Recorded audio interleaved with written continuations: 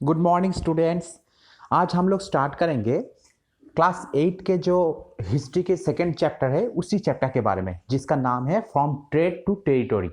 ठीक है, from trade to territory ये जो चैप्टर है ना, ये क्लास 8 के जो हिस्ट्री के जो बुक्स है आवर पास्ट 3 इस बुक्स में आता है और उसका सेकंड चैप्टर है। तो इससे पहले हम लोग जो चैप्टर था वो हाउ व्हेन एंड वेयर, इस चैप्टर में भी बहुत सारी चीज़ों को लेकर हम लोग डिस्कस किया है। तो अभी इस वीडियो में हम लोग सेकेंड चैप्टर को लेकर डिस्कस करेंगे, जहां पर स्पेशली हम लोग ये चीज़ फोकस करेंगे कि ट्रेड टू टेरिटोरी क्या चीज़ है। ठीक है, मतलब ट्रेड से कैसे टेरिटोरी तक गया है। ट्रेड मतलब पता है व्यापार, ठीक है, और टेरिटोरी टेरिटोरी जो अपना जो एम्पायर बना रहे थे, अपने जो एरिया फैला रहे थे उसी चीज़ के ऊपर बेस करके। ठीक है, तो हम लोग इससे पहले जो हम लोग वीडियो बनाए थे उस वीडियो में स्पेशली ये चीज़ को लेकर डिस्कस किया गया था कि ईस्ट इंडिया कंपनी इंडिया में आने के बाद वो इंडिया में कैसे धीरे धीरे करके इंडिया में वो 190 साल तक, जो लगभग 200 साल तक इंडिया में ईस्ट इंडिया कंपनी पहले और बाद में उसके बाद ब्रिटिश लोग यहाँ पर कैसे राज किए थे। ठीक है, तो वो तो सिर्फ एक जस्ट छोटा सा एक सामारी फॉर्म वहां पर बताया गया था। लेकिन जो वीडियो बनाया गया ना, इस वीडियो में स्पेशली ये चीज को डिस्कस करेंगे कि ब्रिटिश लोग जब यहाँ पर आए थे तो ब्रिटिश लोग तो मतलब ब्रिटिश ईस्ट इंडिया कंपनी जो पहले यहाँ पर आए थे तो वो आए थे व्यापार करने के लिए, और बाद में जाकर उस व्यापार से लेकर कैसे धीरे धीरे करके वो अपना जो एम्पायर बनाना यहाँ पर स्टार्ट कर दिया था और उस एम्पायर को धीरे धीरे करके यहाँ पर पूरा फैलाना स्टार्ट कर दिया था। तो ये कैसे हुआ इसके बारे में हम लोग हिस्ट्री पढ़ेंगे। ऑब्वियसली ये चीज मॉडर्न हिस्ट्री के अंदर आता है और ये पूरा चीज 18th सेंचुरी और 18th सेंचुरी के सेकेंड हाफ और 19th सेंचुरी के जो फर्स्ट हाफ इसी टाइम पीरियड में हुआ था। तो एक इंटरेस्टिंग चैप्टर है, बहुत ही ज्यादा इंटरेस्टिंग चैप्टर है, तो इसको लेकर हम लोग यहाँ पर डिस्कस करेंगे। ध्यान से सुनना, ठीक है। शुरू करते हैं। नेक्स्ट बात, introduction. This chapter is about how a British company came to India for trade purposes। अभी मैंने इस चीज़ को मैंने डिस्कस किया है कि ये चैप्टर में ये चीज़ को स्पेशली बोला जाएगा कि ब्रिटिश कंपनी इंडिया में कैसे आए थे, जो एक ट्रेड पर्पस में आए थे, मतलब एक व्यापार के पर्पस में आए थे। तो इस चीज़ को लेकर मैंने अभी बताया। उसके बाद later to protect and grow its business interest, how it gradually acquired administrative and political control of India. बाद में क्या किया, बाद में अपने जो व्यापार थे उस व्यापार को प्रोटेक्ट करना होगा।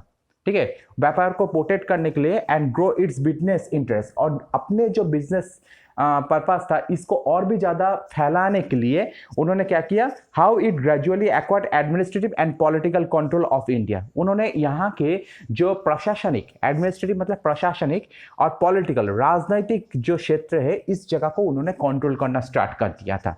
ठीक है, ऑब्वियसली इस जगह में अपना कंट्रोल हो तो व्यापार में फायदा होगा। ठीक है, तो इस चीज के ऊपर ध्यान रखकर ये उन्होंने एडमिनिस्ट्रेटिव एंड पॉलिटिकल कंट्रोल करना स्टार्ट कर दिया था। Ultimately it became a colonial ruler for a vast country like India. तो फाइनली ऐसे करके जैसे इंडिया के धीरे धीरे अपना एरिया उन्होंने बढ़ाते जा रहे थे, तो धीरे धीरे करके पूरे इंडिया के उन्होंने ऊपर या इंडिया के एक वास्ट पोजीशन के ऊपर उन्होंने अपना जो एरिया वहां पर उन्होंने स्थापन किया था। ठीक है, तो ये इसी तरह से देखा जाए तो इंडिया में एक कॉलोनियल पावर उन्होंने अपना स्थापन किया था। कॉलोनियल का मतलब उस पहले वीडियो में मैं बताया था कि कॉलोनी बनाना मतलब दूसरे जो एरिया है उस एरिया का जो पॉलिटिकल, इकोनॉमिकल, कल्चरल, एडमिनिस्ट्रेशन, जो सभी चीज होता है, ठीक है, ये सभी चीज को अपने के द्वारा या इकोनॉमिकल भी बोल सकते हो, सभी चीज को जो अपने द्वारा कंट्रोल करना। ठीक है, जैसे मैं ब्रिटिश लोग यहाँ पर आए थे तो इंडिया के ये सब चीज को उन्होंने कंट्रोल करते थे, तो इंडिया हो जाता है उनका कॉलोनी। ठीक है, और वो हो जाता है क्या, यहाँ का कॉलोनियल रूलर, ब्रिटिश लोग हो जाते हैं यहाँ का कॉलोनियल रूलर। तो यहाँ पर भी वही चीज हुआ है। ठीक है, ultimately it became a colonial ruler for a vast country like India. तो इंडिया के पूरे इंडिया के ऊपर उन्होंने अपना कब्जा किया, तो इसके वजह से इंडिया जैसे एक बड़ा कंट्री का उन्होंने कॉलोनियल रूलर बन गया। ठीक है, तो देखते हैं हम लोग, तो इसका ये जो पूरा स्टोरी है ना, इसका शुरुआत कहाँ से होता है। ये शुरुआत होता है मेडिवल टाइम पीरियड के, जैसे मैंने बताया था उनका अंतिम चरण जब आए थे, जो मुगल एम्पायर औरंगजेब का मौत हुआ था 1707 में। यहां पर वही लिखा है decline of the Mughal rule. ठीक है। तो मुगल जो साम्राज्य थे उनका पतन होने के बाद से ये धीरे धीरे स्टार्ट हो रहा था ये सिलसिला। After the death of Aurangzeb in 1707, तो औरंगजेब का जब डेथ हुआ 1707 में, powerful regional kingdoms emerge in various parts of India. तो इंडिया में क्या हुआ था, धीरे धीरे करके चारों तरफ में जो छोटे छोटे किंगडम थे ये धीरे धीरे एमर्ज करना स्टार्ट कर दिया था। मतलब है तो बहुत सारे छोटे छोटे किंगडम, लेकिन जो पावरफुल छोटे छोटे किंगडम थे ये एमर्ज करना स्टार्ट कर दिया था। Delhi was no longer the centre of power. अब दिल्ली जो पावर का सेंटर में नहीं है, क्योंकि सेंटर वीक हो गया तो इसलिए रीजनल लेवल में पावर में स्ट्रांग होना स्टार्ट कर दिया था। After 1750 the British power started to emerge India. तो इसके बाद से 1750 के बाद से ब्रिटिश पावर इंडिया में एमर्ज होना स्टार्ट कर दिया था। तो इसमें एक चीज ध्यान से लगो कि जैसे ही औरंगजेब वीक हुआ, मतलब दिल्ली के सेंट्रल पावर वीक हुआ, तो दिल्ली के सेंट्रल पावर वीक होने के बाद ही, सेंट्रल हमेशा वीक होता है तो रीजनल लेवल स्ट्रांग हो जाता है।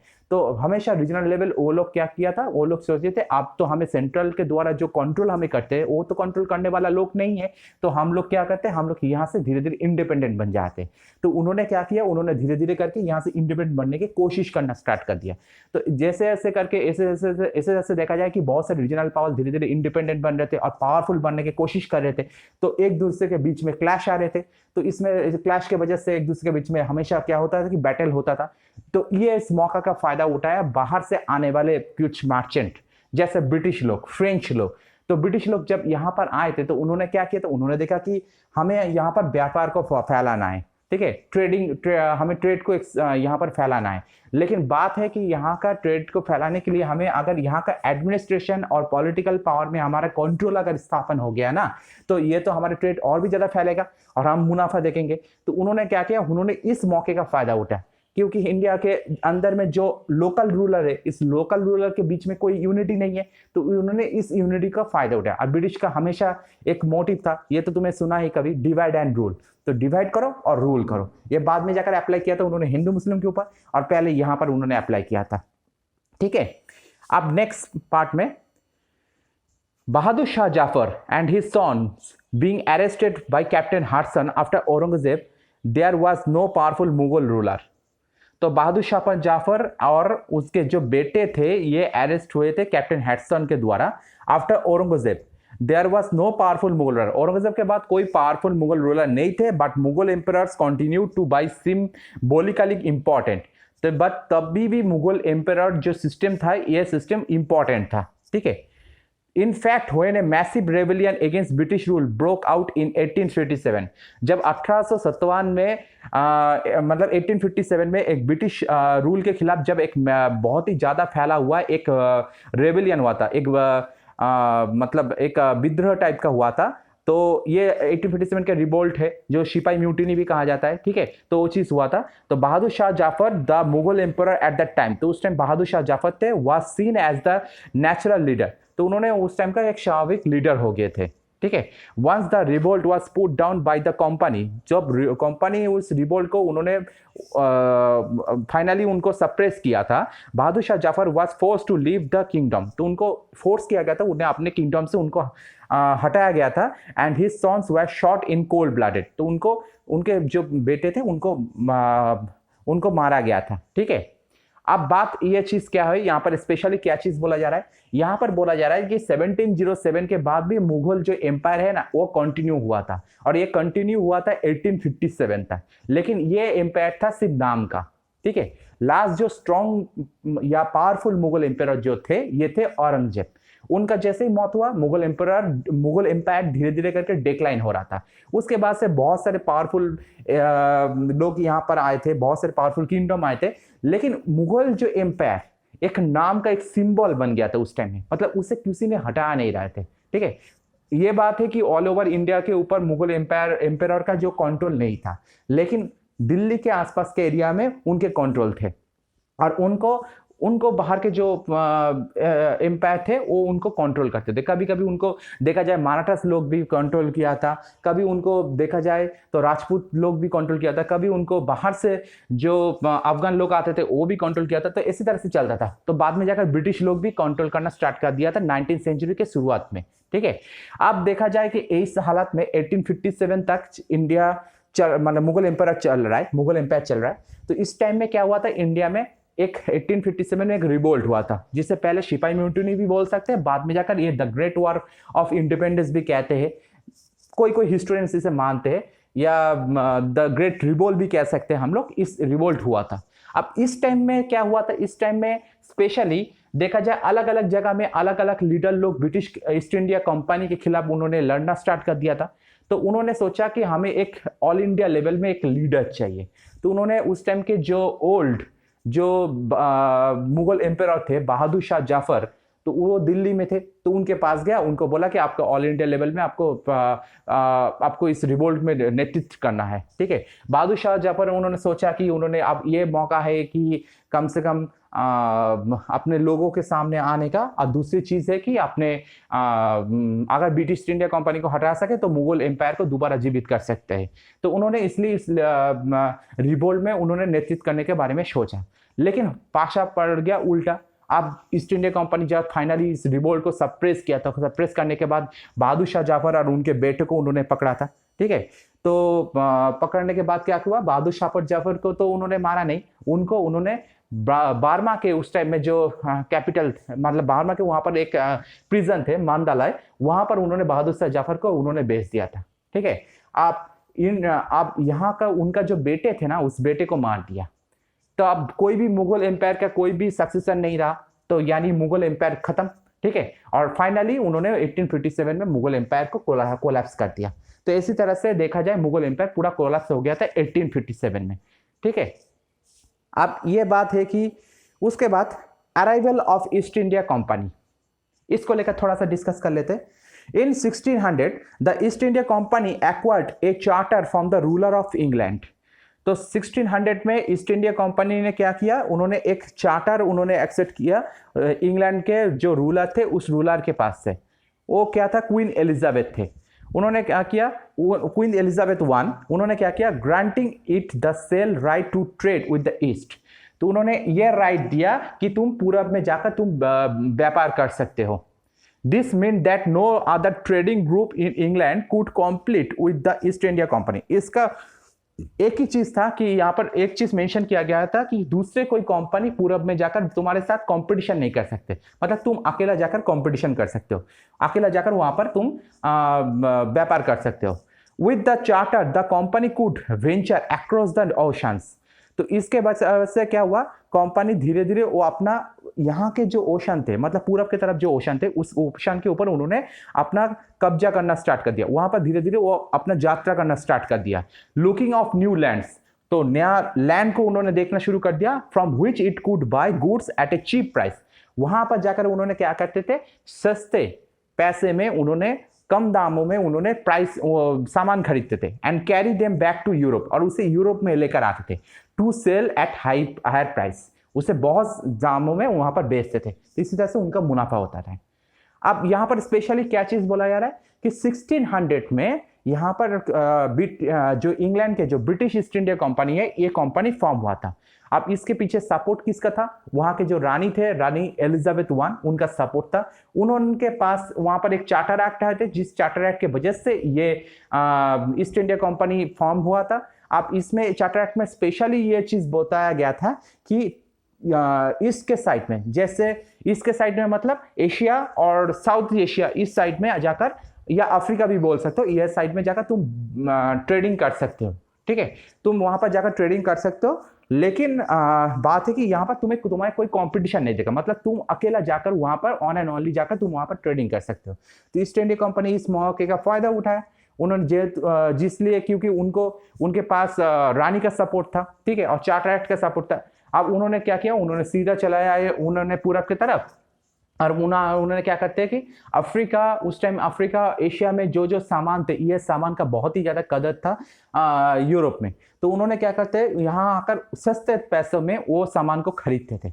अब ये सामान को ले जाते थे बाय शिप, माने मतलब वाटर वाय के ऊपर डिपेंड करके उन्होंने ले जाते थे यूरोप में। और यूरोप में सिर्फ इंग्लैंड में नहीं, दूसरे कंट्री में जाकर वो सामान को बहुत ही ज्यादा प्राइस में जाकर वो बेचते थे, और इससे उनका फायदा होता था, मुनाफा होता था। तो इसी तरह से उन्होंने अपना पैसा कमाते थे।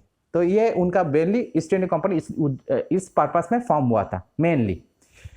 जैसे यहाँ पर देखो, routes to India in the 18th century. तो 18th सेंचुरी इंडिया में आने का रूट्स कहाँ था? जैसे देखो यहाँ पर स्पेशली यहाँ से स्टार्ट कर रहे, जो ब्रिटिश आइलैंड, तो यहाँ से इंग्लैंड स्टार्ट करते हैं, स्टार्ट करके उन्होंने अफ्रीका के नीचे से जो केप ऑफ गुड होवे है ना, यहाँ के नीचे से वो जाते थे, जाकर पूरे इंडिया में आते थे। इंडिया में जैसे बॉम्बे, मद्रास, कलकत्ता, अलग अलग जगह है, या साउथ ईस्ट एशिया में जाते थे, इस तरह से वो करते थे। ठीक है, इससे पहले जैसे 1488 में, पर तुम लोगों को पता है ये हिस्ट्री, थोड़ा सा बता देता हूँ। 1488 में बार्थोलोमेव डियास, जिन्हें जो एक पोर्तुगीज ट्रैवलर थे, वो पहले स्टार्ट किया था अपना जर्नी, और उन्होंने केप ऑफ गुड होप तक आए थे, लेकिन वहां पर आकर उन्होंने एक तूफान का सामना किया, वो वहां से आगे ना बढ़ पाए, तो वहां से वापस चले गए।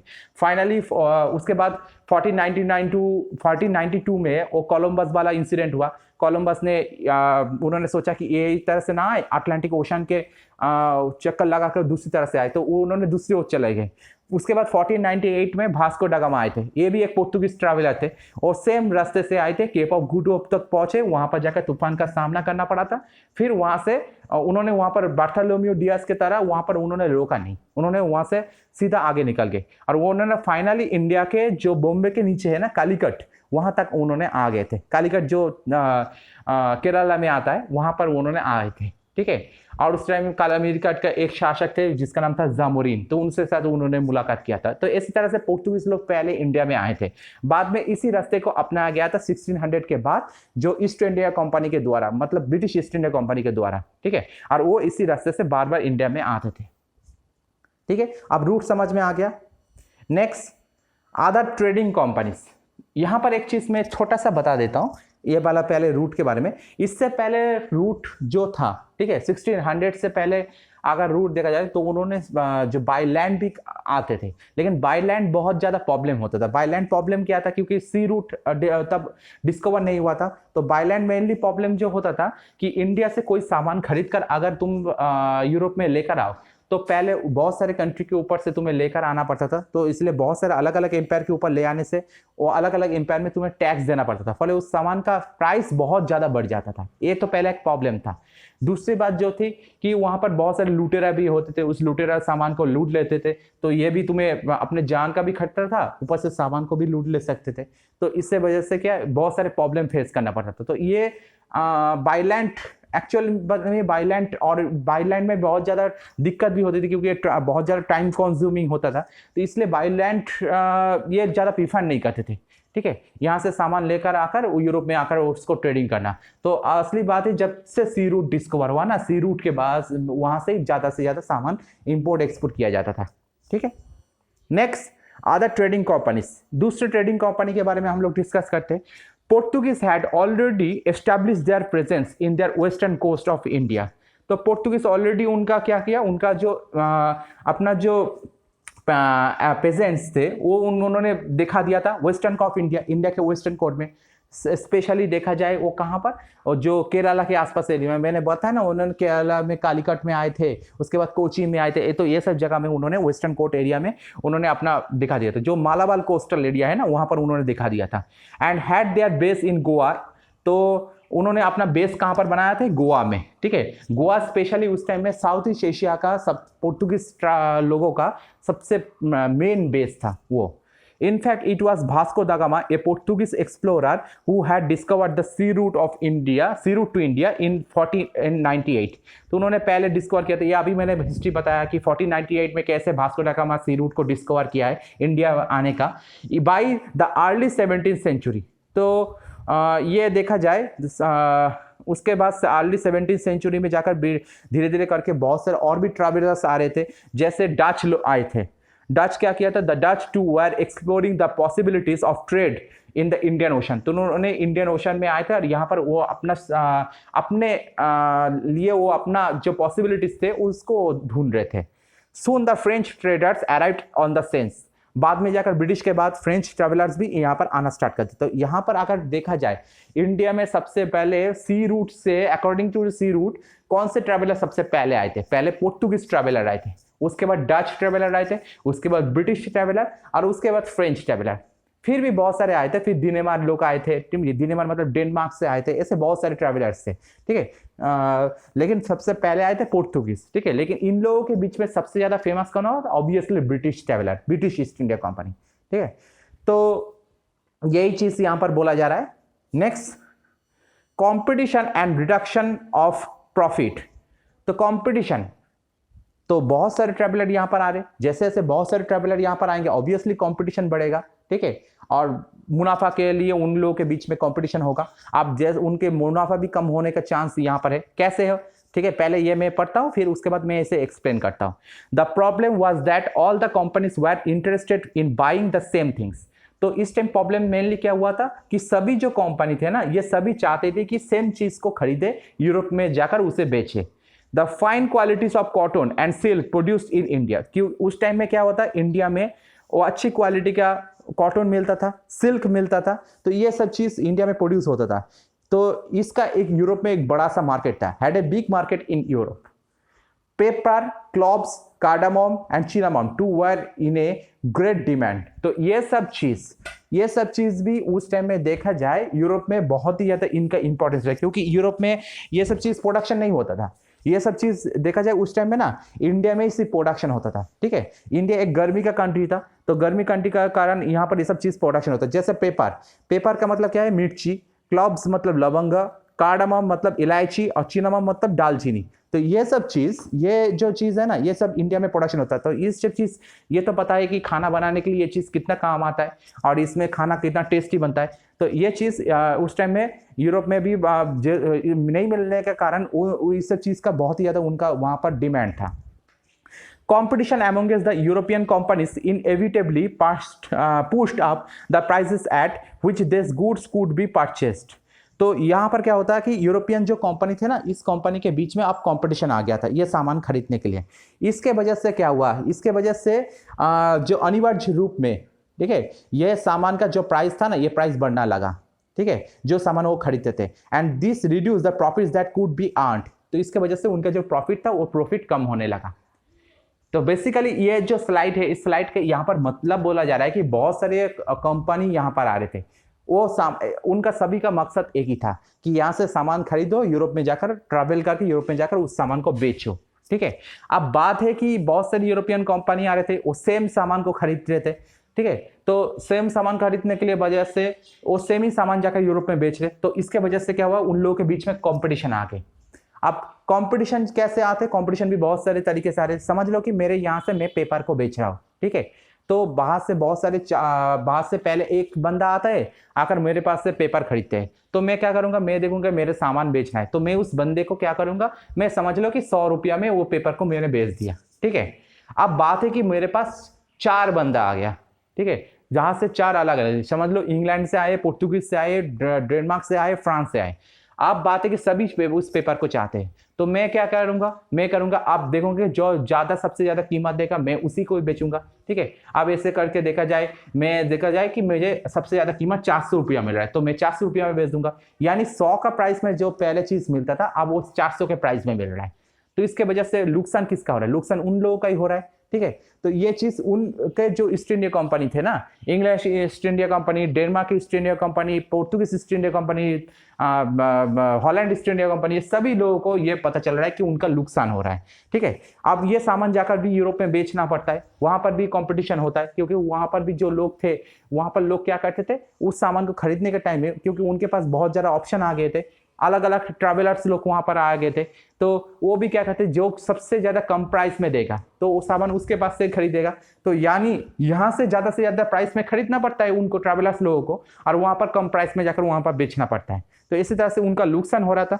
तो इसके वजह से क्या हुआ था, इनके वजह से उनके बीच में झगड़ा होना भी स्टार्ट हो गया था, ठीक है। प्रॉफिट के ऊपर जब नुकसान हो रहा था, क्योंकि वो इतना मेहनत करके यहाँ पर आ रहे, अगर प्रॉफिट कम हो तो आकर क्या फायदा। तो इसकी वजह से उनके पास नुकसान होने के कारण झगड़ा भी हो रहा था। Eliminating rivals of trade. अब वो क्या करना स्टार्ट कर दिया, आपने ट्रेडिंग पर्पस में जो कॉम्पिटिटर थे, ये सबको उन्होंने एलिमिनेट करना स्टार्ट कर दिया। कैसे, देखते हैं, उसके बारे में पढ़ते हैं। The only way the trading companies could flourish was by eliminating rival competitors। तो एकमात्र रास्ता जो थे उस टाइम में ट्रेडिंग कंपनी के पास वो था कि कूड फ्लोरिश, हमने अपने आप को और भी फैलाना अगर तुम चाहते हो तो इसके लिए क्या करना पड़ेगा, was by eliminating rival competitors. तुम्हें अपने जो कॉम्पिटिटर है ना, उस राइवल कॉम्पिटिटर है उनको हटाना पड़ेगा अपने रास्ते से। The urge to secure markets therefore led to fierce battles between the trading companies। तो इसमें क्या हुआ, उनके उनके पास ये उन्होंने क्या उनके पास ये आग्रह आया कि अपने मार्केट को अगर सिक्योर करना है तो उसके वजह से क्या करना है, उनको बैटल करना है। ठीक है, उन्होंने एक दूसरे के साथ उन्होंने एक भयंकर बैटल में, जो फियर्स मतलब भयंकर, तो इस बैटल में उन्होंने लड़ना स्टार्ट कर दिया बिटवीन द ट्रेडिंग कंपनीज। तो ये सब ट्रेडिंग कंपनीज के बीच में लड़ाई हुआ था।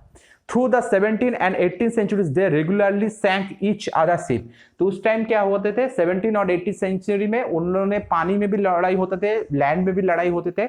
उसके वजह से एक दूसरे के जो शिप को बीच में लड़ाई होने के वजह से उन्होंने एक दूसरे के शिप को डुबाना स्टार्ट कर दिया था। ब्लॉकेड रूट्स, उन्होंने उनका रास्ता को जो ब्लॉक करना स्टार्ट कर दिया था। And prevented driver ships from moving with supplies of goods. और उनके जो गुड्स थे, मतलब गुड्स को जो सप्लाई देते, उस सप्लाई को उन्होंने लाइन को क्रॉस करना स्टार्ट कर दिया, मतलब उसको ऊपर रोक लगाना स्टार्ट कर दिया था।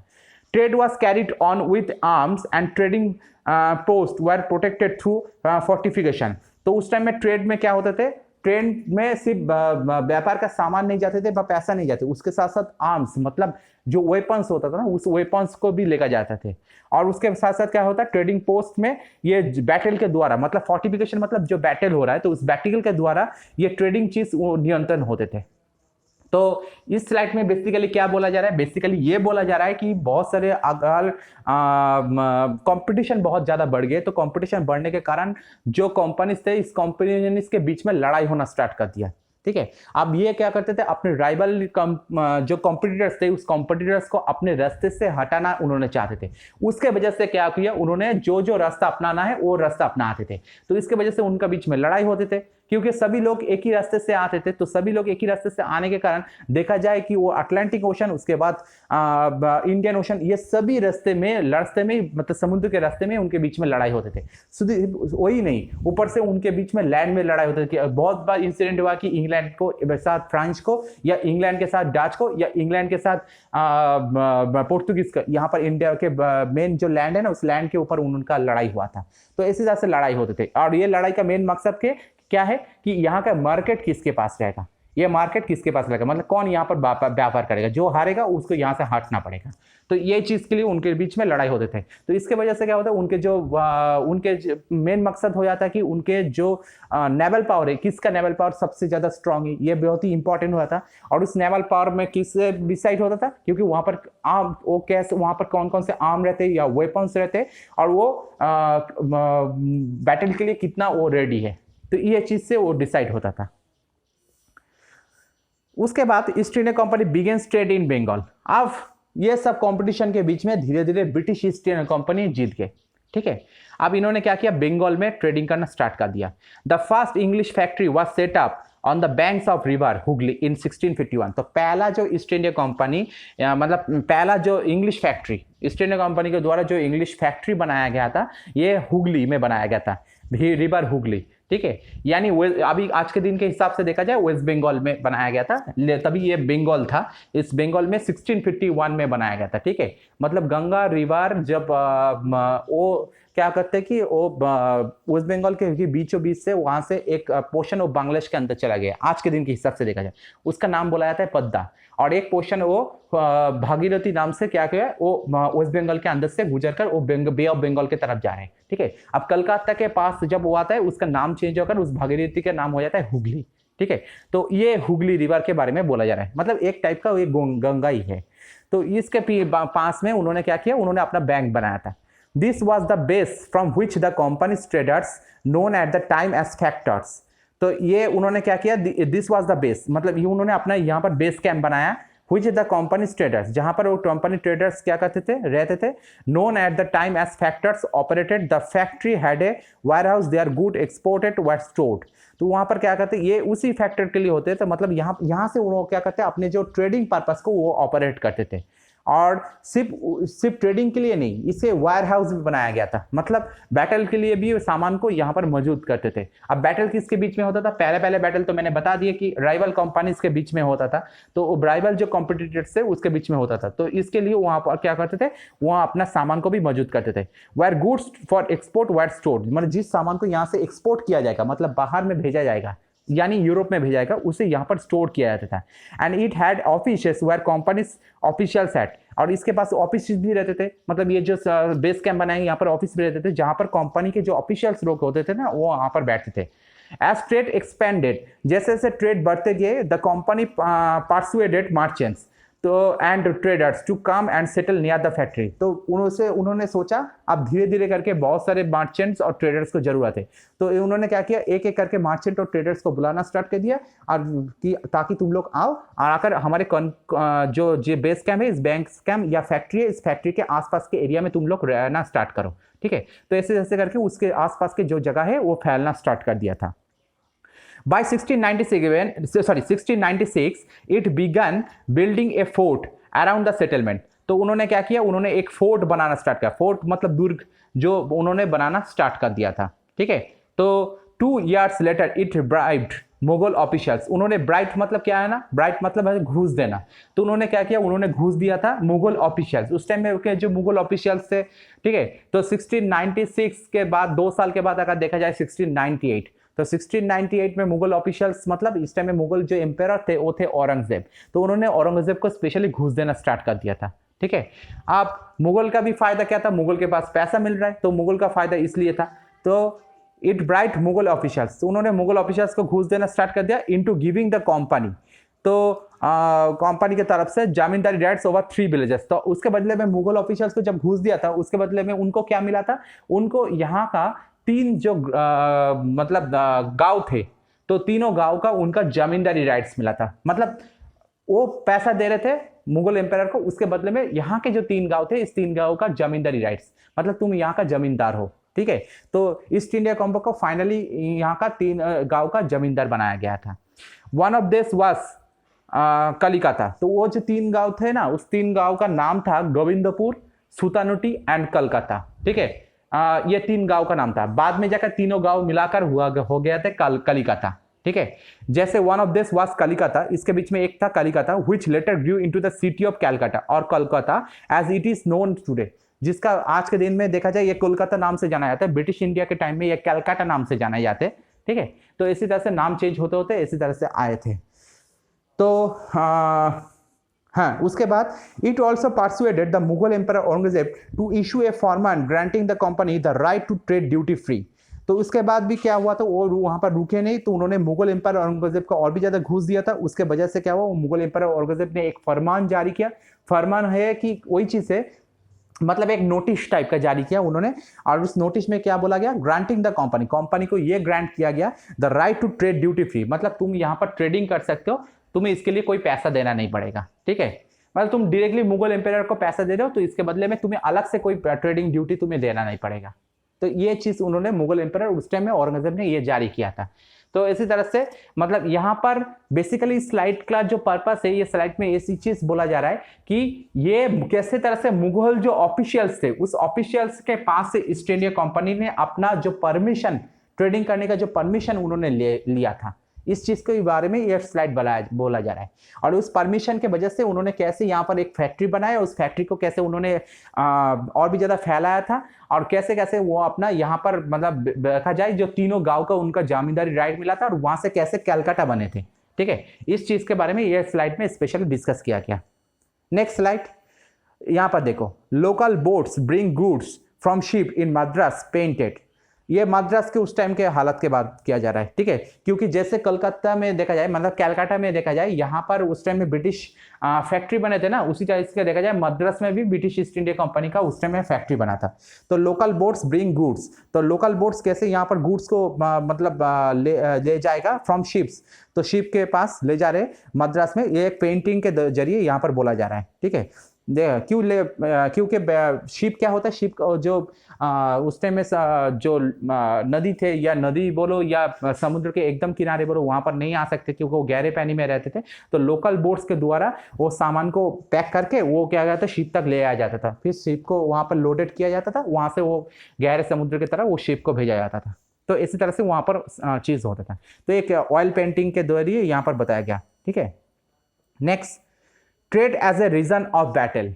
अब ट्रेड बैटल का कारण कैसे बना, इससे पहले हम लोग बैटल के बारे में थोड़ा सा डिस्कस किया है, लेकिन वो चीज था कि वो बैटल हुआ था कॉम्पिटिटर्स के बीच में। ठीक है, मतलब यहां पर उन्होंने क्या कर रहे थे, ईस्ट इंडिया कंपनी अपने ट्रेडिंग का पर्पस में आए थे, तो उनका जो राइवल कंपनीज थे जैसे French companies, Dutch companies, Portuguese companies, तो उनके बीच में उनका ट्रेडिंग के पर्पस को लेकर उनके बीच में बैटल हुआ था। लेकिन अभी जो बैटल हो रहा है ये लोकल अथॉरिटी के बीच में हो रहा है। ठीक है, मतलब लोकल अथॉरिटी के साथ ईस्ट इंडिया कंपनी के बीच में हो रहा है। ठीक है, तो ये चीज को लेकर थोड़ा सा यहाँ पर डिस्कस करेंगे। पहले यहाँ पर मीनिंग बता देंगे, फिर उसके बाद ये स्लाइड का एक्चुअल जो क्या बात बोला जा रहा है उसी चीज को लेकर यहाँ पर डिस्कस करेंगे। Through the early 18th century the conflict between the company and the nawabs of Bengal. तो अर्ली 18th सेंचुरी मतलब 18th सेंचुरी के शुरुआत से ये देखा जा रहा है कि यहाँ पर कंपनी और जो बंगाल के जो नवाब थे ना उनके बीच में टेंशन क्रिएट हो गया था, इंटेंसिफाइड, मतलब एक टेंशन क्रिएट हुआ था। तो हमें यह पता है कि औरंगजेब के मौत के बाद से ही बंगाल में मुर्शिद कुलिका के राज शुरू हुआ था।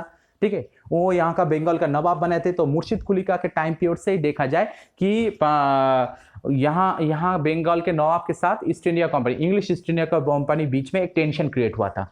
After the death of Aurangzeb the Bengal nawab asserted their power and autonomy as other regional powers were doing at that time। तो जैसे बताया मैंने अभी कि औरंगजेब के मौत के बाद ही बंगाल नवाब भी धीरे धीरे करके अपने पावर को उन्होंने स्टैब्लिश करना स्टार्ट कर दिया था और वो ऑटोनॉमिकल गवर्नमेंट फॉर्म करना स्टार्ट कर दिया था। जैसे इंडिया में दूसरी जगह में भी अलग अलग जो रीजनल पावर जो उस टाइम में जैसे जैसे कर रहे थे, बंगाल में भी उसी चीज को दोहरा जा रहा था। Murshid Quli was followed by Alivardi Khan. बाद में क्या हुआ, मुर्शिद कुलिका जब उनका डेथ हुआ था, ठीक है, मुर्शिद कुलिका के बाद भी और दो रूलर आए थे, तो उनका डेथ होने के बाद फाइनली अलीवर्दी खान हुआ थे। अलीवर्दी खान मतलब मुर्शिद कुलिका के बाद देखा जाए पावरफुल रूलर थे अलीवर्दी खान जो बंगाल का रूलर थे। उनके मुर्शिद कुलिका और अलीवर्दी खान के बीच में और शायद दो रूलर आए थे। ठीक है, मुझे जितने याद है। तो अलीवर्दी खान आए थे। अब अलीवर्दी खान के बाद कौन आए थे, सिराजुद्दौला। ठीक है, इनका नाम तो बहुत ही ज्यादा फेमस है, Sirajuddaula as a nawab of Bengal. तो बंगाल का नवाब बने। Each one of them was a strong ruler. तो ये सभी स्ट्रॉन्गेस्ट रूलर था उस टाइम का। Then they refuse to grant the company concessions. तो उन्होंने क्या किया, कंपनी के जो कॉन्सेशन थे मतलब वो रिफ्यूज करना, मतलब जो अपना ग्रांट थे वो रिफ्यूज करना स्टार्ट कर दिया। Demanded large tributes to the company rights to trade. तो उन्होंने बहुत सारे उन्होंने क्या किया, उन्होंने भारी मात्रा में उनके पास से, कंपनी के पास से उन्होंने जो टैक्स मांगना स्टार्ट कर दिया या ट्रिब्यूट्स मांगना स्टार्ट, मतलब पैसा दो मुझे और भी ज्यादा पैसा दो। तो कंपनी के पास से वो मतलब तुम यहाँ पर ट्रेडिंग कर लो, ट्रेडिंग के जो एक्सचेंज में मुझे पैसा दो। ठीक है, तुम्हें ये ट्रेडिंग करने का जो परमिशन है उसके बदले में मुझे पैसा दो। तो ये चीज उन्होंने मांगना स्टार्ट कर दिया। कंपनी क्या कर रहे थे, denied it any right to mint coins. उन्होंने कंपनी के पास कंपनी के जो राइट थे ये सभी राइट्स को उन्होंने क्या किया करना स्टार्ट कर दिया, डिनाइड कर। मतलब ये सब राइट कहाँ से मिला था, मुगल एम्पायर से मिला था। तो ये सभी राइट को उन्होंने डिनाई करना स्टार्ट कर दिया। सिर्फ वही नहीं, कंपनी के पास जो टाक्सल थे, मिंट मतलब टाक्सल मतलब जहां पर पैसा प्रोडक्शन होता है, तो वो वहां से कॉइन्स प्रोडक्शन करना भी बंद कर दिया था वहां पर। And stopped it from extending its fortification. और उन्होंने क्या किया, उन्होंने उनका कंपनी के जो व्यापार थे ना उस व्यापार को भी उन्होंने स्टॉप कर दिया था। बात है यहाँ पर स्पेशली ये चीज बोला जा रहा है कि अब कंपनी क्या कर रहे थे, 17वीं सेंचुरी से पहले वो मुगल एम्पायर जो दिल्ली में थे उनके पास से उन्होंने परमिशन लिया था। परमिशन लेकर कलकत्ता के आसपास उन्होंने बिजनेस करना स्टार्ट कर दिया था। ठीक है, अब बात है कि 1707 में औरंगजेब का डेथ हुआ। डेथ होने के बाद दिल्ली के जो मुगल एम्पायर थे ये धीरे धीरे वीक होना स्टार्ट कर दिया। अब जैसे वीक होना स्टार्ट कर दिया उसके जगह में लोकल लेवल में जो रीजनल पावर थे वो स्ट्रांग होना स्टार्ट कर दिया। बंगाल में भी नवाब आए थे, पहले मुर्शिद कुलिका, उसके बाद फेमस रूलर के अंदर अलीवर्दी का, सिराजुद्दौला, ये सब अपने अपने हिसाब से आए थे। लेकिन ईस्ट इंडिया कंपनी क्या सोच रहे थे, ईस्ट इंडिया कंपनी से हमारे पास तो दिल्ली का तो फॉरमान है, दिल्ली का जो नोटिस वो हमारे पास है, हम यहाँ पर बिना टैक्स पे करके हम यहाँ पर बिजनेस कर सकते हैं क्योंकि हम लोग पहले दे चुके हैं। लेकिन ये जो नया रूलर आए थे ना, क्योंकि तख्ता पलट गया, ये रूलर आगे आकर बोल रहे थे नहीं दिल्ली का फरमान यहाँ पर काम नहीं करेगा, हमारे पास से तुम्हें फरमान लेना पड़ेगा और हम जो से बोलेंगे उसी तरह से चलना पड़ेगा। तो अभी ये ईस्ट इंडिया कंपनी बोल रहे कि नहीं मैं तो पहले ही सेटल कर चुका हूं, तो इसके वजह से दोनों के बीच में झगड़ा स्टार्ट कर दिया। ईस्ट इंडिया कंपनी बोल रहे थे कि हम लोग पहले जैसे चल रहे थे हम लोग उसी तरह से चलेंगे। अब ये जो नया रूलर थे, ये नया रूलर आकर क्या बोल रहे थे, नहीं हमारे तरीके से तुम्हें चलना पड़ेगा, हमें और भी ज्यादा ड्यूटीज तुम्हें देना पड़ेगा, ठीक है, और भी ज्यादा पैसा हमें पेमेंट करना पड़ेगा, नहीं तो हमें यहाँ पर बिजनेस करने नहीं देंगे। तो इसी तरह से दोनों के बीच में झगड़ा स्टार्ट हो गया था और इसके वजह से नवाब लोग क्या कर रहे थे, क्योंकि यहाँ का जो गवर्नमेंट में उनका कंट्रोल था, तो उन्होंने ईस्ट इंडिया कंपनी को यहाँ पर बिजनेस करने से मना कर दिया था, ठीक है। इट वॉज रिफ्यूजिंग टू पे टैक्सेस, तो ईस्ट इंडिया कंपनी की तरफ से क्या हुआ, उन्होंने टैक्स पे करना रिफ्यूज कर दिया, मतलब मना कर दिया।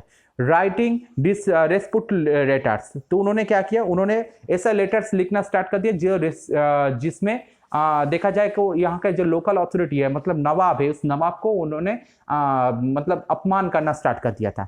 And trying to humiliate the nawab and his officers, और उस टाइम में नवाब और उनके जो और भी ऑफिशियल्स लोग थे ना, उन सबको उन्होंने क्या किया, उनके ऊपर उन्होंने दादागिरी करना स्टार्ट कर दिया। मतलब स्पेशली जो चीज है कि उनको मानना बंद कर दिया उन्होंने। अब नवाब जो फरमान बोलते थे या नवाब जो चीज बोलते थे कि तुम्हें ये करना पड़ेगा, तुम्हें वो करना पड़ेगा, ईस्ट इंडिया कंपनी के लोग वो से मानते नहीं थे, वो अपने हिसाब से अपनी तरह से चलते थे। जैसे ईस्ट इंडिया कंपनी को मना किया था वो यहाँ पर बिजनेस करने के लिए, अगर पैसा दो नहीं तो यहाँ पर बिजनेस नहीं कर सकते, ठीक है। तो नवाब ये मना कर दिया था, लेकिन ईस्ट इंडिया कंपनी ये मानते नहीं, तो वो अपने हिसाब से अपने तरीके से वो जीते थे, अपने हिसाब से उसका अपना काम करते थे। तो इसके वजह से क्या होगा, दोनों के बीच में क्लैश जरूर होगा, ठीक है, क्योंकि दोनों का जो मकसद है दोनों तो अलग अलग तरीके से, तो क्लैश होना ही बनता था। The company on it's part declared that the unjust demands of the local officials were ruining the trade of the company.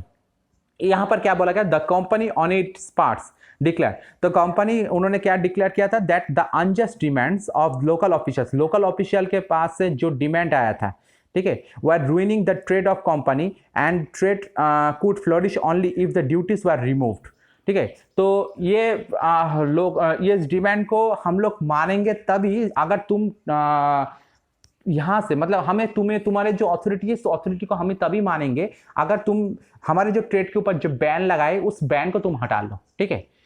तो अभी बात यहाँ तक फैल गए थे कि बात इसी तरह से आ गई कि कंपनी उस टाइम में जो बंगाल के जो नवाब थे ना, उस नवाब को नहीं मान रहे थे, मतलब तुम नवाब हो ही नहीं, ऐसी बात हो रहा था, ठीक है। अब नवाब का वजूद खतरे में आ रहे थे, तो नवाब क्या, अब इसी चीज को लेकर नवाब के साथ साथ ईस्ट इंडिया कंपनी के बीच में झगड़ा हो रहे थे। तो इस टाइम में ईस्ट इंडिया कंपनी ने क्या बोला कि हम तुम्हें नवाब के तरीके से मांगेंगे, इस वजह से कि अगर हमारे ऊपर तुम जो बैंड लगाए उस बैंड को तुम हटा दो, ठीक है, यानी हमें कोई तुम्हें ड्यूटी नहीं देंगे, कोई भी टैक्स नहीं देंगे, हम अपने हिसाब से यहाँ पर बिजनेस कर सकते हैं, ठीक है।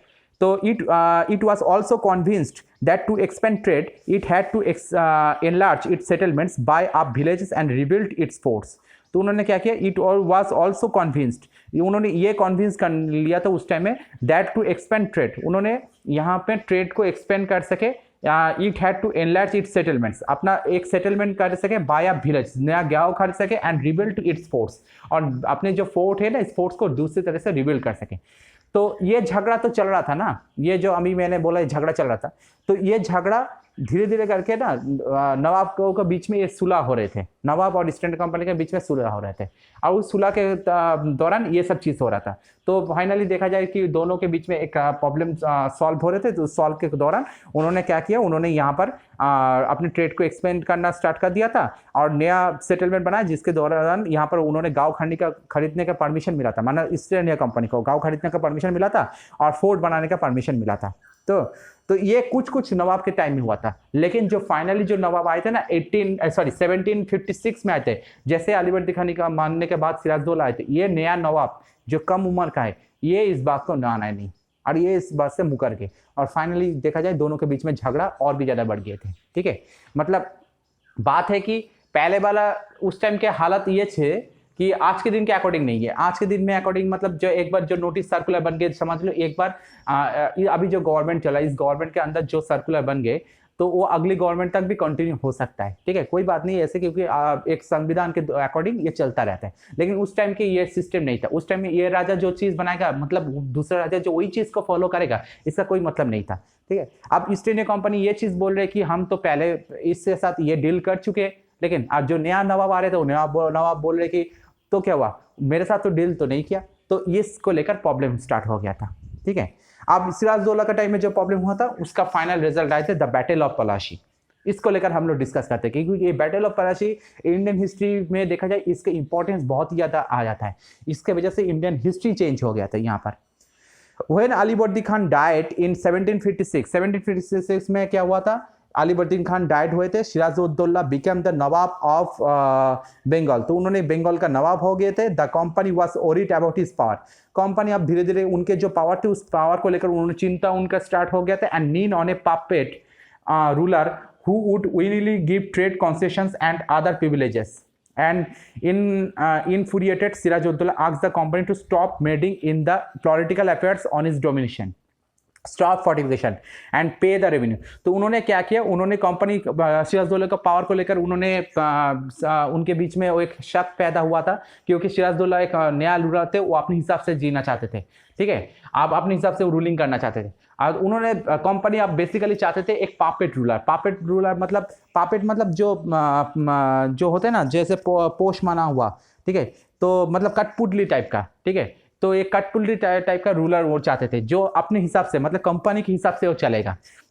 तो कंपनी ये चाहते थे, लेकिन इस सिराजदौल्ला उसी तरह से निकला नहीं। अब दोनों के बीच में प्रॉब्लम स्टार्ट हो गए थे। तो कंपनी को जो जो सुविधा मिलना चाहिए था यहाँ से वो सुविधा उनको मिल नहीं रहा था, ठीक है। अब सिराजदौल्ला ने ऊपर से क्या किया दिया, उन्होंने क्या किया, stop madding in the political affairs in the domination. तो यहाँ के जो पॉलिटिकल मतलब राजनीतिक जो क्षेत्र है उसमें ईस्ट इंडिया कंपनी का जो रोल था वो रोल को उन्होंने मतलब उनका जो दखल था वो दखल को उन्होंने मना कर दिया था। बोला तुम यहाँ पर व्यापार करने के लिए आए हो, तुम यहाँ का राजनीतिक काम में तुम अपना दखलदारी नहीं कर सकते, तुम इससे बाहर ही रहो। दूसरी जो चीज है कि स्टॉप फोर्टिफिकेशन, मतलब यहाँ पर बैटल करने का परमिशन भी नहीं दिया। एंड पे द रेवेन्यूज, और रेवेन्यू तुम्हें देना पड़ेगा, ठीक है। यानी व्यापार हो व्यापार की तरह, व्यापार की तरह ही रहो यहाँ पर। आफ्टर नेगोशिएशन फेल्ड, मतलब बहुत बार नेगोशिएशन होने का कोशिश हुआ था, मतलब दोनों के बीच में सुलह होने का कोशिश हुआ था, लेकिन बार बार ये फेल होने लगा। The nawab march with 30,000 soldiers to the English factory at Kasimbazar. तो उन्होंने काशिम बाजार की तरफ 30,000 सोल्जर्स लेकर उन्होंने वहां उसकी तरफ स्टार्ट किया, जो कूच करना स्टार्ट कर दिया था, ठीक है। काशिम बाजार ये मुर्शिदाबाद डिस्ट्रिक्ट में आता है आज के दिन में, वहां पर उन्होंने कूच करना स्टार्ट कर दिया था। कैप्चर द कंपनी ऑफिशियल्स, वहां पर कंपनी के जो ऑफिशियल है ना उस ऑफिशियल को उन्होंने कैप्चर किया। लॉक्ड द वायर हाउस, उनको एक घर में उन्होंने जो वहां का जो फोर्ट थे उस फोर्ट के अंदर मतलब वहां का लॉक कर दिया। डिसआर्म्ड ऑल इंग्लिशमैन, वहां के जो जितने भी इंग्लिशमैन थे उनको डिसआर्म कर दिया, मतलब उनके पास से जितना भी वेपन है उस वेपन को वहां से उनके पास से छीन लिया गया। एंड ब्लॉकेडेड इंग्लिश शिप्स, और इंग्लिश के जितने भी शिप थे मतलब जो जहाज आते थे उस सभी शिप को उन्होंने क्या किया, उनको रास्ता, उनका आने का रास्ता बंद कर दिया था। Then he march to Calcutta to establish control over the company's fort there. तो वहां पर उन्होंने अब वहां पर से उन्होंने क्या किया, काशिम बाजार से कलकत्ता की तरफ उन्होंने कूच करना स्टार्ट कर दिया। उनका मेन मकसद था कि कलकत्ता जाना, कलकत्ता में कंपनी ने जो फोर्ट बनाया उस फोर्ट को भी वहां पर कब्जा करना और उसको कंट्रोल में लेकर आना। On hearing the news of fall of Calcutta, अब कलकत्ता का धीरे धीरे उनका भी डिक्लाइन हो गया था, ईस्ट इंडिया कंपनी को वहां पर भी डिक्लाइन हुआ। और ये न्यूज जैसे ही वो फैलना स्टार्ट कर दिया, कंपनी ऑफिशियल्स इन मद्रास में वहां पर क्या हुआ, मद्रास मतलब आज के दिन का चेन्नई, तो वहां पर क्या हुआ, वहां पर कंपनी का जो ऑफिशियल्स थे उस ऑफिशियल ने क्या किया, send forces under the command of Robert Clive. उन्होंने एक फोर्स भेजा और जिसका नेतृत्व करने के लिए बनाया गया था वो रॉबर्ट क्लाइव के नेतृत्व में एक फोर्स को वहां पर भेजा गया था। रीइंफोर्स बाय नेवल फ्लीट्स, अब ये इसको क्या किया गया यहाँ पर, रीइंफोर्स बाय नेवल फ्लीट्स, मतलब वो एक नेवल पावर को भेज के मतलब बहुत सारे नेवल पावर को वहां पर भेजा गया। Prolonged negotiation with the Nawab followed, तो नवाब के साथ जितने भी नेगोशिएशन हुआ था ये सभी तो फेल हो गया, तो अब नवाब को के साथ बैटल करने के लिए भेजा गया था, वो नेवल फ्लीट को भेजा गया था, ठीक है। Finally in 1757 Robert Clive led the company's arm against Sirajuddaula. अब रॉबर्ट क्लाइव बंगाल में आ गए, तो उन्होंने क्या किया, उन्होंने कंपनी को लीड किया। ऑपोजिट साइड में सिराजदौल्ला थे, तो सिराजदौल्ला के साथ उन्होंने बैटल किया 1757 में, जो बैटल ऑफ पलाशी था। ये पलाशी के जो बैटल था, इस बैटल में उन्होंने सिराजुद्दौला के खिलाफ लड़ाई की थी और सिराजुद्दौला को इस बैटल में हराए थे। The battle of Palashi become famous because it was the first major victory the company on India. तो ये बैटल ऑफ पलाशी बहुत ही ज़्यादा फेमस हुआ था क्योंकि इस बैटल में ईस्ट इंडिया कंपनी ने इंडिया के जो नवाब थे, उस मतलब बंगाल के जो नवाब थे उस टाइम उसको हरा दिया था। ऑब्वियसली हराने के बाद कंपनी का यहाँ पर दबदबा बढ़ गया था और कंपनी यहाँ का पावर में धीरे धीरे आना स्टार्ट कर दिया था। तो ये बैटल ऑफ पलाशी इंडिया की हिस्ट्री में बहुत ही ज़्यादा महत्वपूर्ण होता है, क्योंकि इसके बाद से इंडिया की हिस्ट्री में ईस्ट इंडिया कंपनी धीरे धीरे उनका जो मतलब यहाँ के जो ब्रिटिश एम्पायर बनने का जो सुविधा, मतलब जो ये रोल रहना चाहिए, तो वो रोल अदा किया था ये बैटल ऑफ पलाशी। अब यहाँ पर बैटल ऑफ पलाशी के दौरान भी और भी बहुत सारी इंपॉर्टेंट चीज हुआ था। ये क्या चीज है? Mir Jafar's role in battle of Palashi. Mir Jafar, अब मीर जाफर है कौन और इसका क्या रोल था, ये चीज हम लोग डिस्कस करेंगे। One of the main reasons for the defeat of the nawabs was that the force led by Mir Jafar. तो सिराजुद्दौला का हारने का और एक बड़ा कारण था कि मीर जाफर ने जो फोर्स को लीड कर रहे थे, one of the Sirajuddaula commander, जो सिराजुद्दौला के एक कमांडर थे, नेवर फॉट द बैटल। उन्होंने इस बैटल में पार्टिसिपेट ही नहीं किया, मतलब बैटल में जाकर उन्होंने युद्ध भी नहीं किया था। Clive had manage to secure his support. तो क्लाइव क्या किया था, उन्होंने पहले ही पॉलिटिक्स करे थे और उन्होंने अपने सपोर्ट को बढ़ा लिया था by promising to make him nawab. ऐसे प्रॉमिस करके कि तुम्हें अब सिराजुद्दौला के बाद तुम्हें नवाब बनाया जाएगा आफ्टर क्रैशिंग सिराजुद्दौला, मतलब सिराजुद्दौला के हटाने के बाद। बात हुआ था कि सिराजुद्दौला ये एक बहुत ही बड़ा कॉन्स्पिरेसी था, मतलब षड्यंत्र था। यहाँ पर स्पेशली क्या होता, सिराजुद्दौला के जो घर में ही उनके पास दुश्मन था। सिराजुद्दौला ने जब रॉबर्ट क्लाइव के साथ उन्होंने बैटल करना स्टार्ट कर दिया था, तो सिराजुद्दौला इससे पहले ये दुश्मनी बहुत ही पहले से स्टार्ट हुआ था। सिराजुद्दौला वहाँ पर उनके जो बर्ताव थे वो एक यंग जनरेशन से बिलोंग करते थे। उनके जो बर्ताव थे वहाँ से उनके जो ऑफिशियल थे, ऑफिशियल उनके ऊपर ये नाखुश थे, ठीक है। तो उन्होंने वहाँ का उस टाइम के एक बड़ा सा जो इंडियन मर्चेंट थे जैसे जगत सेठ, उस जगत सेठ को एक बार उन्होंने अपने राज्यसभा में उनके ऊपर थप्पड़ मार दिया था। तो ये एक स्टोरी है। अब ये जगत सेठ बाद में जाकर उन्होंने इस कॉन्स्पिरेसी का लीडर बना। उन्होंने सोचा कि अब सिराजुद्दौला को यहाँ से हटाया जाए और इस हटाने के लिए उनका जो सोचना था उसी तरीके को उन्होंने अपनाया। अब मीर जाफर भी एक से एक उस टाइम का देखा जाए उनका एक ऑफिशियल कमांडर थे, एक सेनापति टाइप का थे। तो मीर जाफर को भी इस कॉन्स्पिरेसी में शामिल किया गया। अब मीर जाफर, जगत सेठ, ये सभी इस कॉन्स्पिरेसी में शामिल है और ये सभी चाहते थे सिराजुद्दौला को हटाने के लिए। और ये कॉन्स्पिरेसी इसी तरह से बनाया गया था कि अगर सिराजुद्दौला हटे तो उसके बाद मीर जाफर ही होगा यहाँ का रूलर, ठीक है। इसी तरह से कॉन्स्पिरेसी रचा गया था और इसमें रॉबर्ट क्लाइव भी शामिल थे। ये सभी चीज हुआ था। अब जब बैटल ऑफ पलासी हुआ था ना, उस अहम मौके में देखा जाए कि सिराजुद्दौला अपने जो आर्मी थे उस आर्मी को वो पीछे लेकर गए थे, क्योंकि उस आर्मी के वो सेनापति वही थे। तो इस तरह से सिराजुद्दौला वो नवाब होकर भी उनके पास जितने भी उनके पास आर्मी होना चाहिए था वो सभी आर्मी उनके पास उनके पास नहीं थे। तो इसके वजह से वो पूरे पावर को लेकर वो ब्रिटिश के खिलाफ लड़ नहीं पाए थे। तो इसके वजह से ब्रिटिश लोग सक्सेसफुल हुआ था और फाइनली जाकर ये कॉन्स्पिरेसी का रिजल्ट हुआ था, सिराजुद्दौला को हत्या किया गया था बैटल ऑफ पलासी के बाद और फाइनली यहाँ का नवाब बनाया गया था मीर जाफर को, ठीक है। रॉबर्ट क्लाइव थे जो उस टाइम में एक के बाद एक बैटल में सक्सेस मिला था। बैटल ऑफ पलासी से पहले भी देखा जाए उनको बहुत ही ज़्यादा सक्सेस मिला था कि साउदर्न पार्ट, इंडिया के जो साउदर्न पार्ट में स्पेशली डेकन पार्ट थे वहाँ पर कर्नाटक के बैटल हुआ था फ्रांस के अगेंस्ट में, और फ्रेंच ईस्ट इंडिया कंपनी और ईस्ट इंडिया कंपनी के बीच में। तो दोनों के बीच में जो बैटल हुआ था, तीनों बैटल में ही देखा जाए मतलब रॉबर्ट क्लाइव एक इंग्लिश के तरफ से सक्सेस मिलने के लिए एक बहुत ही वहाँ पर जो नेतृत्व के लिए अपना योगदान दिया था। तो रॉबर्ट क्लाइव एक सक्सेसफुल यहाँ पर थे। बाद में जाकर बंगाल का गवर्नर भी बने थे बाद में 1757 में। जैसे यहाँ पर बैटल ऑफ पलासी जीते थे ना, उनका 1757 से स्टार्ट करके 1760 तक, और उसके बाद भी देखा जाए बाद में और एक टर्म हुआ था, उनका फर्स्ट टर्म था, सेकंड टर्म था, तो दो बार वो बंगाल का गवर्नर भी बने थे रॉबर्ट क्लाइव। उसके बाद देखते हैं after the defeat of Plassey. तो बैटल ऑफ पलासी में हारने के बाद यहाँ का हालात क्या हुआ था। Sirajuddaula was assassinated and Mir Jafar made the nawab. तो सिराजुद्दौला को हत्या किया गया था और मीर जाफर को यहाँ का नवाब बनाया गया था। The company was still unwilling to take over the responsibility of administration. तो उस टाइम में सभी लोग ये सोचे थे कि कंपनी शायद यहाँ का एडमिनिस्ट्रेशन सिस्टम लेगा, लेकिन हुआ नहीं। ठीक है।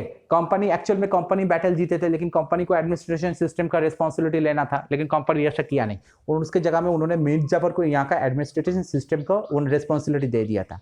Its prime objective was the expansion of trade. इसका मेन कारण क्या था? क्योंकि कंपनी का मेन कारण था कि यहाँ पे अपना ट्रेडिंग को एक्सपेंशन करना, मतलब अपने जो व्यापार को यहाँ पर फैलाना, ठीक है, यहाँ का राज करना, ये उनका मेन मकसद नहीं था। If this could be done without का कॉन्केस्ट, अगर यहाँ पर कोई भी चीज, मतलब कोई भी अगर झगड़ा के ना होकर भी यहाँ पर उसका मिटाया जा सकता, तो कंपनी उसी रास्ते को अपनाते थे। Through the help of local rulers who are willing to grant privileges, then territories need to not be taken over directly. तो उनका ये सोचना था कि यहाँ पर अगर लोकल रूलर उनको सपोर्ट करे कि यहाँ पर वो अपने व्यापार को फैला सके, अपने जो बिजनेस से उनको जो सुविधा मिलते हैं वो सुविधा वो मिल सके, तो उनको यहाँ पर क्या करें, अपना टेरिटोरी बनाना नहीं है, मतलब अपना एम्पायर उनको यहाँ पर कंडीशन बनाना नहीं है, ठीक है, यहाँ पर पॉलिटिकली यहाँ पर इसके ऊपर कब्जा नहीं करना है। तो ब्रिटिश का तब तक यही सोचना था, ठीक है। तो बाद में एक्चुअल में ईस्ट इंडिया कंपनी, तो इस यहाँ से ये चीज समझ में आता है, ईस्ट इंडिया कंपनी यहाँ के बाद में जाकर यहाँ का राज करना स्टार्ट कर दिया था। राज करने का तो मेन कारण क्या था? क्योंकि वहां पर लोकल अथॉरिटी के पास से उनको जो सपोर्ट मिलना चाहिए बिजनेस के तरफ से, उस बिजनेस में वो सपोर्ट नहीं मिल रहा था, ठीक है। तो इसलिए वो क्या कर रहे थे, धीरे धीरे यहाँ पर राज करना स्टार्ट कर दिया था तो उन्होंने। तो यही चीज मेन कारण है ईस्ट इंडिया कंपनी के यहाँ पर राज करने का।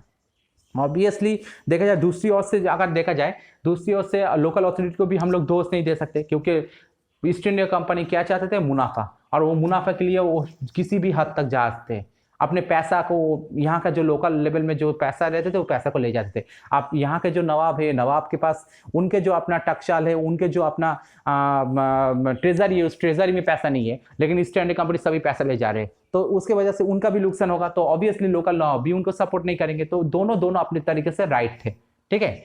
तो ये 1757 से स्टार्ट करके ये सिलसिला 1764 तक चला। अब 1764 में क्या हुआ था? Battle of Buxar. देखते इसका history. When Mir Jafar protested, the company deposed him.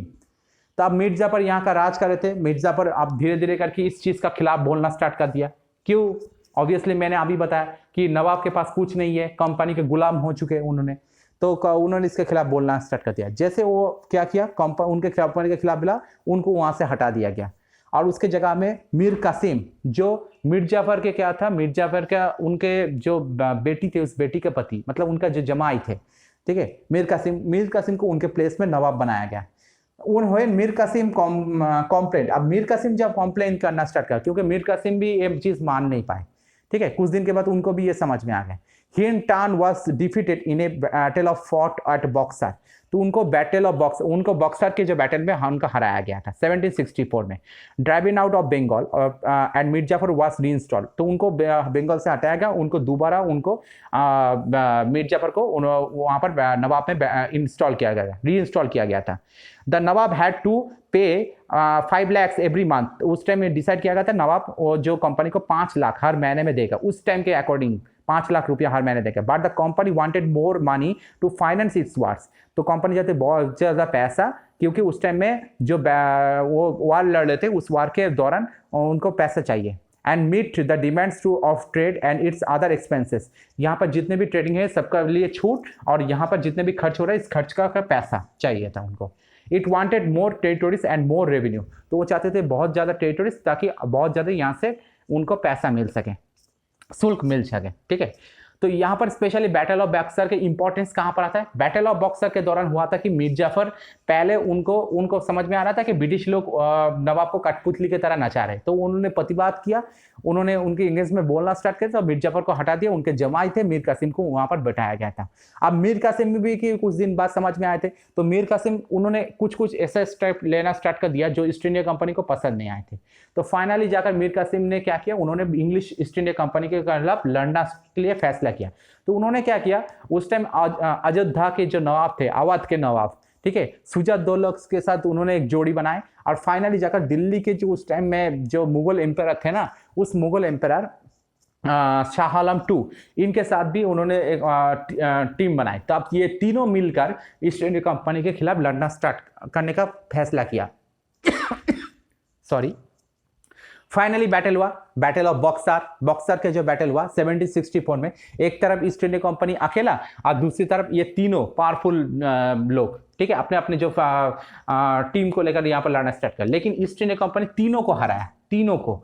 तो इसलिए इंडिया की हिस्ट्री में ये बैटल ऑफ बक्सर के इंपॉर्टेंस बहुत ही ज्यादा आ जाता है, ठीक है। बैटल ऑफ प्लासी में क्या हुआ था, ईस्ट इंडिया कंपनी हराए थे, लेकिन इसमें अभी भी बहुत सारे लोग ये मानते थे कि इसमें थोड़ा सा अगर मीर जाफर सिराजुद्दौला के पास होते तो ईस्ट इंडिया कंपनी इतना आसानी से उनको मौका नहीं मिलते थे, ठीक है। तो इसमें ईस्ट इंडिया कंपनी के खिलाफ भी बोलने का बहुत सारे जगह था, लेकिन बैटल ऑफ बक्सर में ये चीज नहीं था। बैटल ऑफ बक्सर में ईस्ट इंडिया कंपनी अकेले के दम में ये तीनों अलग अलग पावरफुल जो उस टाइम के टेरिटोरी से सबको हराए थे। तो इसके वजह से क्या हुआ, उनके खिलाफ बोलना सबका बोलती बंद हो गई ईस्ट इंडिया कंपनी के खिलाफ। यहाँ के जो बंगाल के जो पावर में वो पूरा उनके स्टैब्लिश हो गए थे, और उसके वजह से वहाँ का जो नवाब थे ना, इस नवाब को उन्होंने पूरी तरीके से अपने कठपुतली बना लिए थे। मीर कासिम को हटा दिया गया था, मीर जाफर को दोबारा यहाँ पर रीइंस्टॉल किया गया था, और बाद में जाकर मीर जाफर के जो बेटे थे उस बेटे को भी बाद में जाकर यहाँ पर रीइंस्टॉल किया था। उनकी तो पूरी की तरह से उनको कठपुतली बनाए थे, ठीक है। अब ब्रिटिश का मेन मकसद था, ईस्ट इंडिया कंपनी का मेन मकसद था कि जैसे तैसे करके यहाँ पर अपना टेरिटोरीज को फैलाना, स्पेशली ट्रेडिंग पर्पस में, और यहाँ से ज़्यादा मुनाफा लूटना, सिर्फ उनके पैसों से मतलब था। By the time Mir Jafar died in 1765 में मीर जाफर डाइड हुआ, the mood of the company had change. Company के मूड उस टाइम से चेंज होना स्टार्ट कर। Now the company wanted to take control local administration as well. अब धीरे धीरे करके यहाँ का लोकल एडमिनिस्ट्रेशन में उन्होंने कंट्रोल करना स्टार्ट कर दिया। क्यों? ऑब्वियसली उनका मेन रीजन था, उन्होंने देखा कि जो जो नवाब के पद में बैठ रहा है, ये सभी लोग क्या कर रहे थे, बाद में जाकर वो अपने फायदे के लिए ईस्ट इंडिया कंपनी के साथ लड़ना स्टार्ट कर दिया था। तो उन्होंने ये सोचा क्योंकि यहाँ का ये सब झमेला के अंदर ना जाए, यहाँ के लोकल एडमिनिस्ट्रेशन लेवल को हम लोग अगर कंट्रोल करें तो अगर कोई कुछ नहीं बोल सकते, और लोकल एडमिनिस्ट्रेशन को लेकर हम और भी ज्यादा पैसा कमा सकते हैं। तो इसके वजह से उन्होंने लोकल एडमिनिस्ट्रेशन के ऊपर अपना कब्जा करना स्टार्ट कर दिया था इस टाइम के बाद से। नेक्स्ट एक मिनट देखते हैं, यही स्लाइड था, हम लोग डिस्कस करेंगे आज। Company as the diwan of the provinces of Bengal. इसके वजह से क्या हुआ, finally in 1765 the Mughal emperor appointed the company as the diwan of the provinces of Bengal. तो 1765 में क्या हुआ था, मुगल एम्परर जो थे ना, सेकंड शाह आलम, उन्होंने कंपनी को जो बंगाल जो प्रोविंस था ना, वहाँ का दीवान बनाया था, ठीक है। अब ये चीज़ हुआ कैसे थे, मैंने पहले ही बताया कि बक्सर जो बैटल ऑफ बक्सर हुआ था, उस बैटल ऑफ बक्सर में मुगल जो एम्परर सेकंड शाह आलम भी पार्टिसिपेट किया था, उनको भी बैटल ऑफ बक्सर में हराया गए थे। अब हराने के बाद क्या हुआ था, मुगल ईस्ट इंडिया कंपनी ने उनके साथ एक ट्रीटी साइन किया था। जो ट्रीटी जो साइन हुआ था ना, उस ट्रीटी के वजह से उन्होंने ये चीज़ किया था कि बंगाल के प्रोविंस के जो पूरा कंट्रोल वो ब्रिटिश ईस्ट इंडिया कंपनी अपने पास ले लिया था। और इसके वजह से उन्होंने क्या किया था, उन्होंने एक 1765 में उनको एक दीवानी मिला था। दीवानी का जो मतलब है कि यहाँ का पैसा कलेक्ट करने का जो राइट, यानी टैक्स कलेक्ट करने का जो राइट, ये पूरा चीज़ यहाँ पर मिल गया था उनको। तो इसके वजह से मतलब यहाँ पर मुगल एम्परर का फायदा क्या था, मुगल एम्परर का फायदा यही था क्योंकि मैंने पहले ही बताया कि बैटल ऑफ बक्सर में तीनों लोग पार्टिसिपेट किए थे। मीर कासिम को हराया गया, मीर कासिम को हराकर उनको बंगाल नवाब से पूरी तरह से हटाया गया था। अब बंगाल का कंट्रोल आ गया पूरी तरह से, देखा जाए, ब्रिटिश ईस्ट इंडिया कंपनी के पास। अवध के उस टाइम जो रोजा थे ना, शुजाउद्दौला का हराने के बाद उनको शुजाउद्दौला के पास से 2 जगह को ले आया गया था। अब शुजाउद्दौला के पास से 2 जगह को लेने के बाद और बहुत सारे पैसा लेने के बाद शुजाउद्दौला को छोड़ दिया गया था, ठीक है। उनको अवध का रूलर ही बनाया गया था। अब ये जो पैसा और 2 जगह ले आया था, ये जगह वो क्या किया गया था, वो सीधा जो उस टाइम मुगल एम्परर थे ना, सेकंड शाह आलम, उनको दिया गया था। अब वो तो खुश, उसके बदले में बंगाल का जो राइट्स ये पूरी तरह से मिल गया ब्रिटिश ईस्ट इंडिया कंपनी। मतलब ये बहुत ही पेचीदा मामला था, बहुत ही पेचीदा। ब्रिटिश ईस्ट इंडिया कंपनी का अब बंगाल का पूरी तरह से बंगाल का राइट है, यहाँ पर वो अपने तरह से वो बिजनेस कर सकते हैं, अपने तरीके से वो यहाँ पर एडमिनिस्ट्रेशन पावर में भी है, यहाँ पर उनको रोकना टोकना किसी के हाथ में नहीं है, ठीक है। यानी मुगल एम्परर के पास भी आप ये पावर नहीं है कि उनको यहाँ से हटा सकते। मतलब ये जगह एक तरीके से देखा जाए, बंगाल का जो एरिया ये पूरी तरह से ब्रिटिश ईस्ट इंडिया कंपनी को दे दिया गया। तो ये है actual diwani. Finally 1765 the Mughal empire appointed the company as the diwan of the provinces of Bengal. तो बंगाल का दीवान बनाया गया। जो यहाँ का टैक्स कलेक्ट करेगा। The diwani allowed the company to use the vast revenue resources of Bengal. तो ये दीवानी में ये किस चीज़ के ऊपर परमिशन दिया गया, इस चीज़ का परमिशन दिया गया कि कंपनी को यहाँ के जो बहुत ही ज़्यादा रेवेन्यू है इस रेवेन्यू को कलेक्ट कर सके। और बंगाल का रेवेन्यू उस टाइम में सबसे ज़्यादा था, क्योंकि ये इस टाइम में ना बंगाल, बिहार, उड़ीसा, आसाम और बांग्लादेश ये पूरे जगह को लेकर बंगाल था उस टाइम में, तो बंगाल का रेवेन्यू भी बहुत कलेक्ट होता था। This solve a major problem that company had earlier face. तो इसके वजह से क्या हुआ, कंपनी के जो बहुत ज़्यादा प्रॉब्लम फेस करते थे इस सभी प्रॉब्लम का सोल्यूशन उनको मिल चुका है और कोई प्रॉब्लम फेस नहीं करना पड़ रहा था इसके वजह से। From the early 18th century its trade with India had expanded. तो इसके वजह से क्या हुआ, 18th सेंचुरी के जो पहले जो अपना यहाँ पर जो ट्रेड यहाँ पर एक्सपेंड कर रहे थे, but it had to buy most of the goods in India and gold silver important from been. तो उन्होंने क्या कर रहे थे, यहाँ पर बहुत सारे सामान को यहाँ पर खरीदना पड़ रहा था और इंग्लैंड से गोल्ड और सिल्वर को ले आना पड़ रहा था। ठीक है, तो इसका मैं थोड़ा सा एक्सप्लेनेशन तुम्हें पहले बाद में देता हूँ, पहले ये चीज़ मैं थोड़ा सा मीनिंग क्लियर कर लेता हूँ। Now revenues from India could finance company expenses. अब क्या हुआ, यहाँ के जो रेवेन्यू थे ये कंपनी को कुछ खरीदने के लिए वो उनको क्या कर रहे थे, उनको पैसा दे रहे थे। This revenue could be use to purchase cotton and silk textiles India. अब यहाँ पर क्या कर रहे थे, यहाँ पर इस रेवेन्यू से जरिए से यहाँ का कॉटन और सिल्क खरीदते थे, यहाँ पर जो प्रोडक्शन होता था।